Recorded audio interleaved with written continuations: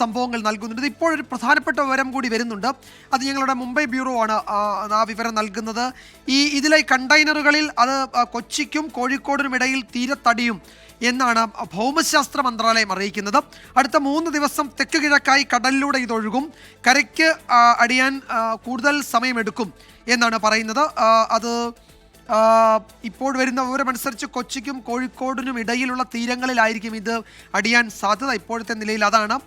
അടുത്ത 3 ദിവസം ഇത് തെക്ക് കിഴക്കായി കടലിലൂടെ ഈ കണ്ടെയ്നറുകൾ ഒഴുകും. ഇതിൽ എന്തൊക്കെയാണ് എന്നത് നേരത്തെ ബി ദിലീപ് കുമാർ സൂചിപ്പിച്ചതുപോലെ ഈ കപ്പൽ കമ്പനി ഔദ്യോഗികമായി അറിയിക്കേണ്ടതുണ്ട്. അതിൽ അപകടകരമായ വസ്തുക്കൾ ഉണ്ടെന്ന് ഇതിനോടകം നമ്മളുടെ ഏറെക്കുറെ സ്ഥിരീകരിക്കുകയും ചെയ്തിട്ടുണ്ട്. കേന്ദ്ര ഭൗമശാസ്ത്ര മന്ത്രാലയമാണ് ഈ കാര്യങ്ങൾ ഇപ്പോൾ നൽകുന്നത്.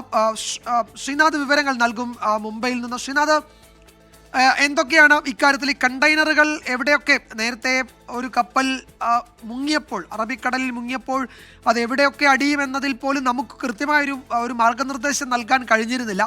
പക്ഷേ ഇവിടെ ഭൗമശാസ്ത്ര മന്ത്രാലയം പറയുന്നത് അത് കൊച്ചിക്കും കോഴിക്കോടിനും ഇടയിൽ തീരത്തടിയും എന്നാണല്ലേ? തീർച്ചയായും ഭൗമശാസ്ത്ര മന്ത്രാലയത്തിന് കീഴിലുള്ള Indian national centre for ocean information സർവീസസിന്റെ ഹൈദരാബാദിലുള്ള ഈ സ്ഥാപനത്തിന്റെ വാർത്താക്കുറിപ്പാണ് ഇപ്പോൾ പുറത്തു വന്നിട്ടുള്ളത്. ഈ കപ്പലിൽ നിന്ന് കടലിലേക്ക് വീണിട്ടുള്ള വസ്തുക്കൾ, അത് കണ്ടെയ്നറുകളാവും, അതിലെ ജീവനക്കാരാവാം, എന്തുമാവാം, അതിന്റെ ഒരു ട്രാജക്ടറി, അതിന്റെ ഒരു പാത എങ്ങനെയാകും എന്ന കാര്യത്തിൽ ഒരു പ്രഡിക്ഷൻ, ശാസ്ത്രീയമായ ഒരു പ്രഡിക്ഷനാണ് ഇപ്പോൾ നടത്തിയിട്ടുള്ളത്.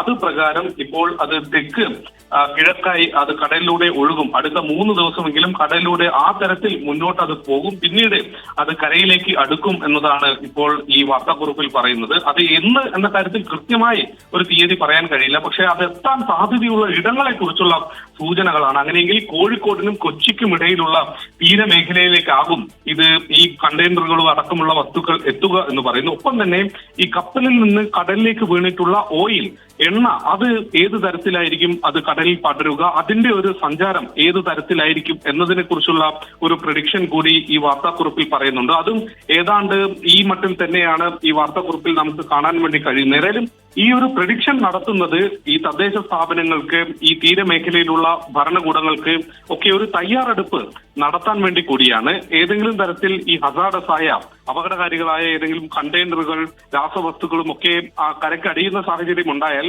അതിനെ ഏത് തരത്തിൽ നേരിടണം, ആ സമയത്ത് ആളുകളെ ഏത് തരത്തിൽ അകറ്റി നിർത്തണം ഈ മേഖലകളിൽ നിന്ന് എന്നതിനെ കുറിച്ചൊക്കെ ഒരു തയ്യാറെടുപ്പ് നടത്താൻ വേണ്ടിയാണ് ഇപ്പോൾ ഹൈദരാബാദ് ആസ്ഥാനമായി പ്രവർത്തിക്കുന്ന Indian national centre for ocean information services ഇപ്പോൾ ഇതുമായി ബന്ധപ്പെട്ട ഒരു പ്രവചനം, അതിന്റെ ഒരു സഞ്ചാരപാതയെ കുറിച്ചുള്ള ശാസ്ത്രീയമായ ഒരു അവലോകനം ഇപ്പോൾ പുറത്തുവിടുന്നത്. വിജയകുമാർ.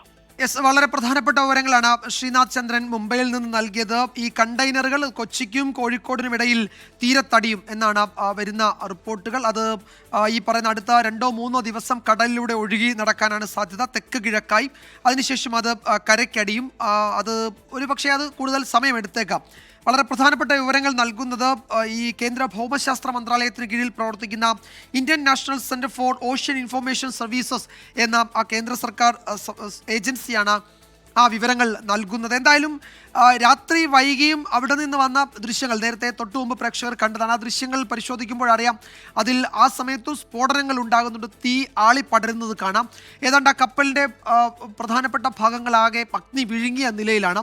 അത് ഏറെക്കുറെ ഉപേക്ഷിച്ചു എന്ന് തന്നെ നമുക്ക് പറയാം. തീ നിയന്ത്രണ വിധേയമാക്കാനുള്ള എല്ലാ ശ്രമങ്ങളും ഏതാണ്ട് അവസാനിക്കുകയും ചെയ്തിട്ടുണ്ട്. പക്ഷേ അതിലെ 4 നാവികർ എവിടെ പോയി എന്നറിയണം. അവരെ കണ്ടെത്താനുള്ള തെരച്ചിൽ നടക്കുന്നുണ്ട്. പരിചയസമ്പന്നരായതുകൊണ്ട് അവർ ഈ കപ്പലിലെ രക്ഷാ സംവിധാനങ്ങളൊക്കെ ഉപയോഗിച്ച് അവിടെ നിന്ന് മാറിയിട്ടുണ്ടോ എന്നും നമുക്കറിയില്ല. അവരെ കണ്ടെത്താനുള്ള ശ്രമം തുടരുക.